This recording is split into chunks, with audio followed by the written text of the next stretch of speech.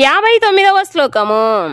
యదహంకారమాశ్రిత్య నాయోత్స్య ఇతి మన్యసే మిథ్యైషా వ్యవసాయస్తే ప్రకృతిస్త్వాం నియోక్షతి.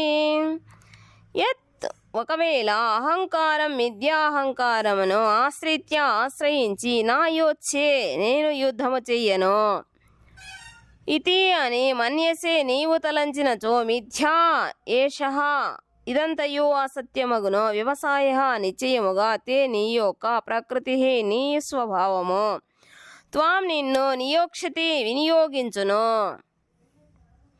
ఒకవేళ నీవు నా నిర్దేశానుసారము వర్తింపక మిథ్యాహంకారముతో యుద్ధము చేయుటకు నిరాకరించినచో నీవు పెడత్రోవ పట్టిన వాడవగదువు. నీ స్వభావముననుసరించి నీవు యుద్ధములో నెలకొనవలెను. భాష్యము. అర్జునుడు క్షత్రియ గుణ స్వభావముతో జన్మించిన యుద్ధవీరుడు కనుకనే యుద్ధము చేయుట అతని సహజ కర్తవ్యము. కానీ మిథ్యాహంకారముతో అతడు తన గురువు తాతగారిని ఇతర మిత్రులను చంపుట చేత పాప ఫలితములను అనుభవించవలసి వచ్చునని భయపడెను. నిజమునకు అర్జునుడు తన కర్మలకు తానే శుభాశుభ ఫలితములను నిర్ణయించువాడుగా తానే తన కర్మలకు సర్వాధికారి అయినట్లు భావిస్తుండెను. తనను యుద్ధము చెయ్యుమని బోధిస్తూ దేవాదిదేవుడైన శ్రీకృష్ణుడు తన ఎదుట ప్రత్యక్షమై ఉండెనని విషయమును అతడు విస్మరించెను. ఇదే శుద్ధ జీవుని విస్మయ స్వభావము. ఏది మంచి ఏది చెడు అనేది దేవాదిదేవుడు నిర్దేశించును. జీవిత పరిపూర్ణత్వమును పొందుట కొరకై మానవుడు కేవలము కృష్ణ చైతన్యములో అట్లు కర్మ చేయవలెను. పరమపురుషుని వలె ఎవ్వరునూ తమ విధిని నిర్ధారించుకోలేరు. కనుక దేవాదిదేవుని ఆదేశములను గ్రహించి వాటిని అనుసరించి కర్మ చేయుటయే ఉత్తమ మార్గము. దేవాదిదేవుని ఆదేశమును గాని అతని ప్రతినిధి అయిన ఆధ్యాత్మికాచార్యుని ఆదేశమును గాని ఎవరునూ నిర్లక్ష్యపరచరాదు. కనుక ప్రతి ఒక్కరూ దేవాదిదేవుడైన శ్రీకృష్ణ భగవానుని ఆజ్ఞలను ఎట్టి సంశయము లేకుండా అమలుపరచవలెను. అదే మానవుని అన్ని పరిస్థితులలో రక్షించును. 60వ శ్లోకము. స్వభావజేన కౌంతేయ నిబద్ధః స్వేన కర్మణా కర్తుం నేచ్ఛసి యన్మోహాత్ కరిష్యస్యావసోపి తత్. స్వభావజేన నీ స్వభావము నుండి పుట్టిన కౌంతేయ ఓ కుంతి పుత్ర నిబద్ధః నియమించబడి స్వేన స్వీయమైన కర్మలచే కర్తం చేయుటకు నా ఇచ్ఛసి వాంఛించవో. యత్ ఏది మోహాత్ మోహముతో కరిష్యసి నీవు చేస్తుందువో అవశ్యః అపి అవసుడవై తత్ దానిని. ఓ కౌంతేయ మోహము చేతనే నీవు ఇప్పుడు నా నిర్దేశముననుసరించి వర్తించుటకు అంగీకరించకుంటివి. కానీ నీ స్వభావం వలన పుట్టిన కర్మ ప్రభావముచే అవసుడవై నీవు దానినే తప్పక చేయుదువు. భాష్యము. ఎవరైనను దేవాదిదేవుని నిర్దేశానుసారము వర్తించుటకు నిరాకరించినచో వారికి బలవంతముగా తమ గుణములను అనుసరించి వర్తించవలసి వచ్చును. ప్రతి ఒక్కరును ప్రకృతి త్రిగుణములలో ఏదో ఒక గుణ సమ్మేళన ప్రభావముకు లోనై ఆ విధముగా వర్తించుదురు. కానీ స్వచ్ఛందముగా దేవాదిదేవుడైన శ్రీకృష్ణ భగవానుని దివ్య నిర్దేశానుసారము వర్తించు వారెవరైనను కీర్తిమంతులగుదురు. 61వ శ్లోకము. ఈశ్వరః సర్వభూతానాం హృద్దేశేऽర్జున తిష్టతి భ్రామయన్ సర్వభూతాని యంత్రారూఢాని మాయయా. ఈశ్వరః దేవాదిదేవుడు సర్వభూతానాం సర్వజీవుల యొక్క హృద్దేశే హృదయస్థానములో అర్జున ఓ అర్జున తిష్టతి నివసిస్తూ భ్రామయన్ తిరుగునట్లు చెయ్యును. సర్వభూతాన్ని జీవులందరినీ యంత్రారూఢాన్ని యంత్రములో ఉంచబడిన వారి వలె మాయయ భౌతిక శక్తి మాయచే. ఓ అర్జున, పరమపురుషుడు ఎల్లరి హృదయములలో విరాజమానుడై భౌతిక ప్రకృతి యంత్రముపై ఆసీనులైన సర్వజీవుల గతులను నిర్దేశిస్తుండును. భాష్యము. అర్జునుడు పరమ జ్ఞాతకాడు. యుద్ధము చేయుటకు లేదా చేయకపోవుటకు అతడు తీసుకుని నిర్ణయము కేవలము అతని పరిమిత జ్ఞానముపైననే ఆధారపడి ఉండును. జీవులు సర్వజ్ఞులు కారని శ్రీకృష్ణ భగవానుడు బోధించెను. దేవాదిదేవుడైన శ్రీకృష్ణుడు తానే స్వయముగా సర్వాంతర్యామిగా జీవుల హృదయములలో నెలకొని వారిని నిర్దేశిస్తుండును. శరీరమును మార్చినప్పుడు జీవుడు తన పూర్వ కర్మలను విస్మరించును. కానీ భూత భవిష్యత్ వర్తమానములను ఎరిగిన పరమాత్మ జీవుని కర్మలన్నింటికీ సాక్షిగా నిలిచి ఉండును. కనుకనే జీవుల కర్మలన్నీ ఆ పరమాత్మని చేతనే నిర్దేశించబడును. జీవుడు తనకు అర్హమైన దానిని పొంది పరమాత్మ నిర్దేశములో భౌతిక ప్రకృతిచే సృష్టించబడిన భౌతిక దేహములో కొనసాగును. ఆ విధముగా జీవుడు ఒక రకమైన ప్రత్యేక శరీరములో ప్రవేశపెట్టబడినంతనే ఆ దేహముకు అనుగుణముగా వర్తించవలసి వచ్చును. అత్యధిక వేగముతో ప్రయాణించగల మోటారు కారులో కూర్చున్న వ్యక్తి అల్పవేగము గల వాహనములో కూర్చున్న వ్యక్తి కంటేనూ అధిక వేగముతో ప్రయాణించగలుగును. ఆ రెండు వాహనములలోని చోదకులు జీవులు ఒక్కటే అయినను వారి ప్రయాణ వేగములు వేరుగా ఉండును. అట్లే పరమాత్మని ఆదేశానుసారము జీవుడు తన పూర్వ ఇచ్ఛానుసారము వర్తించుటకు అనుగుణమైన ప్రత్యేక దేహమును భౌతిక ప్రకృతి ఏర్పాటు చేయును. జీవుడు స్వతంత్రుడు కాడు. కనుక ఏ జీవుడును తాను స్వతంత్రుడనని దేవాదిదేవునిపై ఆధారపడటలేదని భావించరాదు. జీవుడు ఎల్లప్పుడూ భగవానుని నియంత్రణకు లోబడియే ఉండును. కనుకనే శరణాగతి అనేది మానవుని ధర్మము. అట్టి ఈ ఆదేశము తరువాతి శ్లోకములో చెప్పబడినది. 62వ శ్లోకము.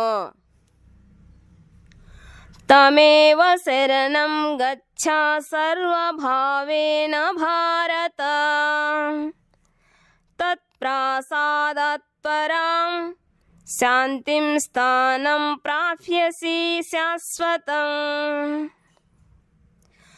తం అతనిని ఏవా నిశ్చయముగా శరణం గచ్చా శరణు వేడుము సర్వభావేన అన్ని విధములుగా భారత ఓ భరతవంశీయుడా తత్ ప్రసాదాత్ అతని కృపచే పరాం ఉత్కృష్టమైన శాంతిం శాంతిని స్థానం స్థానమును ప్రాప్యసి నీవు పొందగలవు శాశ్వతం శాశ్వతమైనట్టే.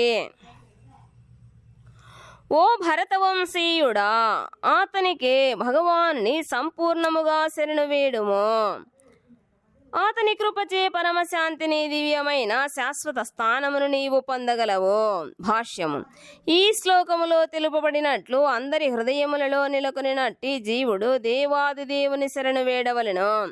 అట్టి శరణాగతియే జీవిత స్థితిలోని సమస్త భౌతిక క్లేశముల నుండి అతడిని విముక్తిని చెయ్యగలదు. అట్టి శరణాగతిచే అతడు ఈ జన్మలో భౌతిక క్లేశములన్నింటి నుండి విడువడుటయే కాకుండా చివరికి దేవాదిదేవుడైన శ్రీకృష్ణ భగవానుని కూడా పొందగలడు. దివ్యలోకము వైదిక గ్రంథములలో తద్విష్ణు పరమం పదం గా వర్ణించబడినది. ఋగ్వేదము 1:22-20. సమస్త సృష్టి భగవద్రాజ్యమే కనుక భౌతికమైన సమస్తము నిజమునకు ఆధ్యాత్మికమే కాగలదు.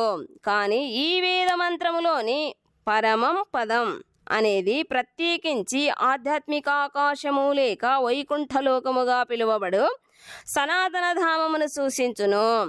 భగవద్గీతలోని 15వ అధ్యాయములో 15వ శ్లోకములో సర్వస్య చాహం హృది సన్నివిష్టః శ్రీకృష్ణ భగవానుడు జీవులందరి హృదయములలో నెలకొని ఉండెనని చెప్పబడుతుండెను.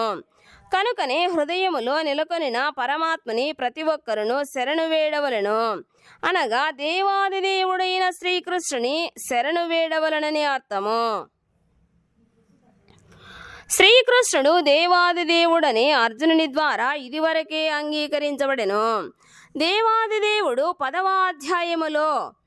పరం బ్రహ్మ పరం ధామగా అంగీకరించబడెను.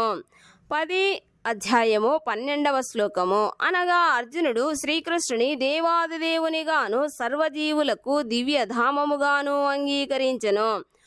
అర్జునుడు ఈ విషయమును తన స్వానుభవముతోనే కాకుండా పరమ ప్రామాణికులైన నారదుడు, హసితుడు, దేవలుడు, వ్యాసుడు వంటి పరమ ప్రామాణికుల ప్రమాణములను ఆధారము చేసుకుని అంగీకరించెను. 63వ శ్లోకము. ఇతి తే జ్ఞానమాఖ్యాతం గుహ్యాద్గుహ్యతరం మయా విమృశ్యైతాదశేషేణ యదేచ్ఛసి తదా కురు.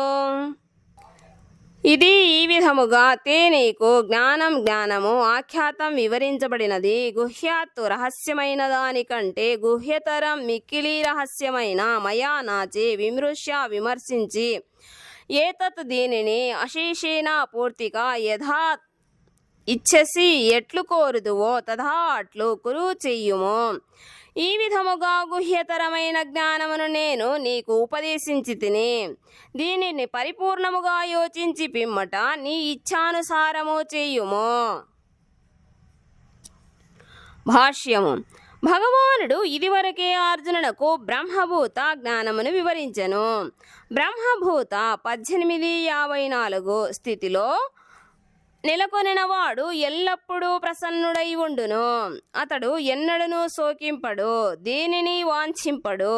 అట్టి దివ్యస్థితికి గుహ్యమైన బ్రహ్మభూత జ్ఞానమే కారణము. శ్రీకృష్ణుడు బ్రహ్మభూత జ్ఞానమునే కాకుండా పరమాత్మ జ్ఞానమును కూడా అర్జునునకు వివరించెను. అది కూడా బ్రహ్మజ్ఞానమే. కానీ బ్రహ్మభూత జ్ఞానము కంటే పరమాత్మ జ్ఞానము అత్యున్నతమైనది. ఇక్కడ యథేచ్ఛసి తదా కురు, నీ ఇచ్ఛానుసారము చెయ్యుము అను పదములు భగవానుడు జీవునికి గల స్వల్ప స్వాతంత్ర్య విషయములో జోక్యము చేసుకోడని సూచించును. మానవుడు ఎట్లు తన జీవన స్థితిని మెరుగుపరుచుకోగలడో శ్రీకృష్ణ భగవానుడు అన్ని కోణముల నుండి భగవద్గీతలో వివరించెను. హృదయములో నెలకొనిన పరమాత్మకు శరణు వేడమని తెలిపే ఆదేశము అర్జునులకు చేసిన అన్ని ఆదేశములలోకి ప్రధానమైనది. దానిని బట్టి సరియైన యోచనతో మానవుడు పరమాత్మ ఆదేశాలను అనుసరించి వర్తించుటకు అంగీకరించవలెను. అట్టి అంగీకారము మానవునకు ఎల్లప్పుడూ మానవ జీవితములోని అత్యున్నత పరిపూర్ణ స్థితి అయిన కృష్ణ చైతన్యములో స్థిరముగా నెలకొనుటకు తోడ్పడును. యుద్ధము చేయుమని అర్జునుని దేవాదిదేవుడు ప్రత్యక్షముగా ఆదేశిస్తుండెను. దేవాదిదేవుని శరణు వేడుట జీవులకు పరమహితము కాగలదు. అది దేవాదిదేవుని హితము కొరకు కాదు. కానీ శరణాగతికి ముందు మానవుడు తమ బుద్ధిననుసరించి ఆ విషయమును గూర్చి యోచించుటకు ప్రతి ఒక్కరూ స్వేచ్ఛను కలిగి ఉందురు. దేవాదిదేవుడైన శ్రీకృష్ణుని ఆదేశమును అంగీకరించుటకు ఇది అత్యుత్తమ మార్గము. శ్రీకృష్ణుని ప్రామాణిక ప్రతినిధి అయిన ఆధ్యాత్మికాచార్యుని నుండి కూడా అట్టి ఆదేశమే లభించును.